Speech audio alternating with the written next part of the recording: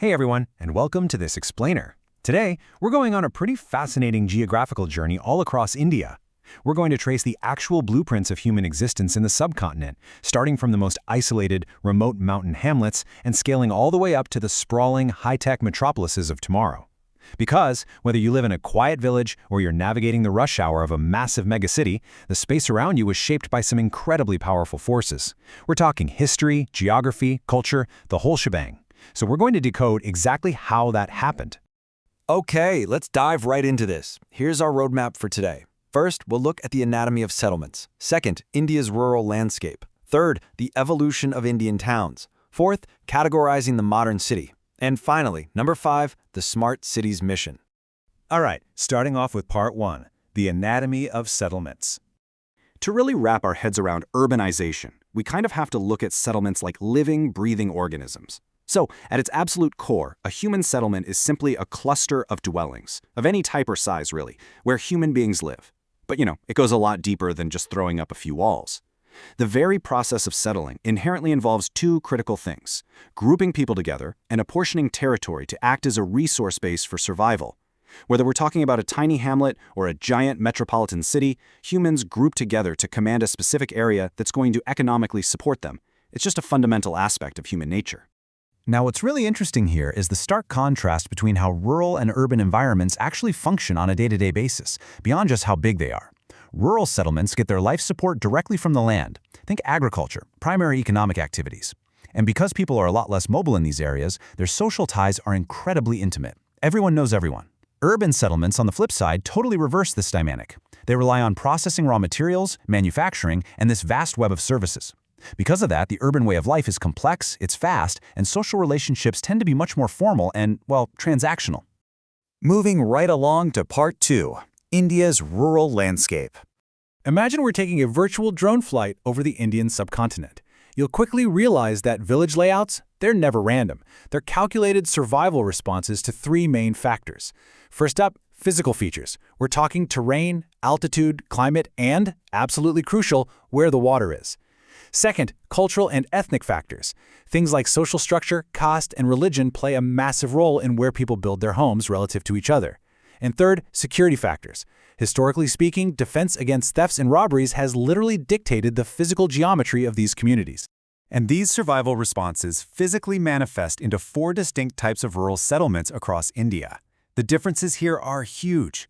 Take the cluster type. These are compact villages where the houses are packed tightly together, completely separate from the surrounding farms. You'll see this heavily in the fertile northern plains. But what happens when you introduce severe water scarcity? Well, you actually get that exact same clustered layout in places like Rajasthan because everyone is forced to huddle around a single precious water source. Then, you've got semi-clustered settlements, which you often see in the Gujarat plains. This is where a large village might fragment, usually driven by social dynamics, like a dominant landowning community claiming the center, while other groups settle on the outer flanks. Next up, hamleted settlements. These are super common in the Ganges Plain and lower Himalayas. These are physically separated units, locally called Pana, Para, or Dani, that still share a single common village name. Finally, extreme geography, like the mountains of Uttarakhand or the jungles of Meghalaya, gives us dispersed settlements. These are just isolated huts or tiny hamlets scattered across some very rugged terrain. All right, part 3, the evolution of Indian towns. So, leaving the rural countryside behind for a second, we need a benchmark for the city. What actually makes a place officially urban in India? Well, the 1991 census laid out some incredibly strict mathematical criteria. It's not just a general vibe. It requires a minimum population of 5,000 people. It requires a population density of at least 400 persons per square kilometer. And here's the big one. At least 75% of the male workforce must be engaged in non-agricultural pursuits. Actually, let's pause on that. 75% is a super high bar. It proves a complete economic pivot has taken place. It's only when a settlement crosses all these specific thresholds that it graduates to urban status. Now, keep that really strict definition in your head when you think about this number, 31.16%. That was India's level of urbanization during the 2011 census. Now, on a global scale, especially compared to highly developed countries, that percentage might sound kind of low, right? But context is everything. Over the course of the 20th century, India's total urban population increased by a staggering 11-fold, 11 times. So even at just over 31%, the sheer volume of human beings transitioning into these urban nodes is frankly monumental. Let's move on and see how this builds historically. Because towns in India aren't exactly a new phenomenon. They've been around since the Indus Valley civilization. We can basically chunk this evolution into 3 eras. First, the ancient towns, boasting over 2,000 years of history. Cities like Varanasi and Madurai developed largely as deep-rooted religious and cultural centers. Then, the medieval period gave rise to fort towns and kingdom headquarters, often built right on top of the ruins of older settlements. Think Delhi, Jaipur, Agra. Finally, the modern era, which was really kicked into gear by the British and other Europeans in the 18th century. They developed coastal trading ports like Mumbai and Chennai, hill stations like Shimla, and then later, post-independence India built completely brand new administrative hubs like Chandigarh and massive industrial centers like Bhilai. Which brings us nicely to Part 4, categorizing the modern city. Think about it this way. Just like people have specific careers, cities have specialized primary functions that define what they do all day. Let's run through these city resumes really quick. Some cities are entirely driven by administration hosting high-level government headquarters, like New Delhi or Gandhinagar. Others are industrial powerhouses, where manufacturing is the absolute lifeblood, like Mumbai or Jamshedpur. You've got transport hubs, which could be massive coastal export ports like Kandala or major inland junctions like Agra. Commercial towns like Kolkata specialize heavily in trade, while mining towns like Jharia and Digboi owe their entire existence to the minerals buried right beneath them. And the list of careers goes on. Defense needs heavily shaped garrison cantonment towns like Ambala, which popped up specifically for military readiness. Meanwhile, places like Roorkee and Aligarh function essentially as massive, sprawling college campuses dedicated to education. Religious and cultural towns like Varanasi, Amritsar, and Tirupati, they draw millions purely because of their spiritual gravity. And of course, tourist towns like Shimla or Jaisalmer have economies built totally around showing off their unique, stunning environments to visitors.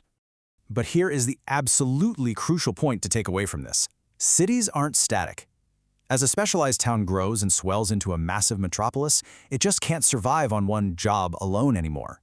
Industry, business, administration, transport, they all start to crash into each other. The functions become so deeply intertwined that categorizing the city into one single neat little box becomes impossible. I mean, a city like Mumbai might have started with trade and industry, but today, it's everything.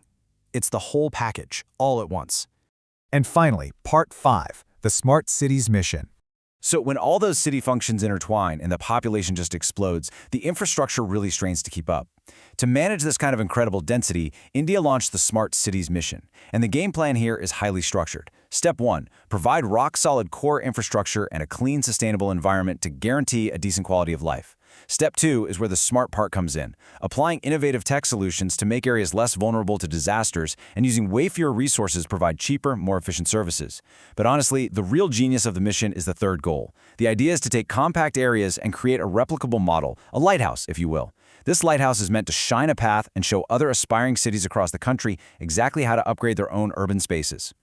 We've covered a massive amount of ground today, right? Going from remote, clustered villages to the literal blueprints of tomorrow's metropolises.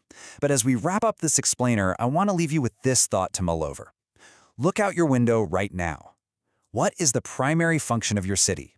Is it an administrative hub, an industrial giant, or is it just a crazy blend of everything? And more importantly, how could a smart transformation, highly efficient, resource-friendly infrastructure actually change your own daily life? Because understanding how our settlements work is the very first step in actively designing a better future for them. Thank you so much for exploring this with me today, and as always, keep observing the world around you. Catch you next time.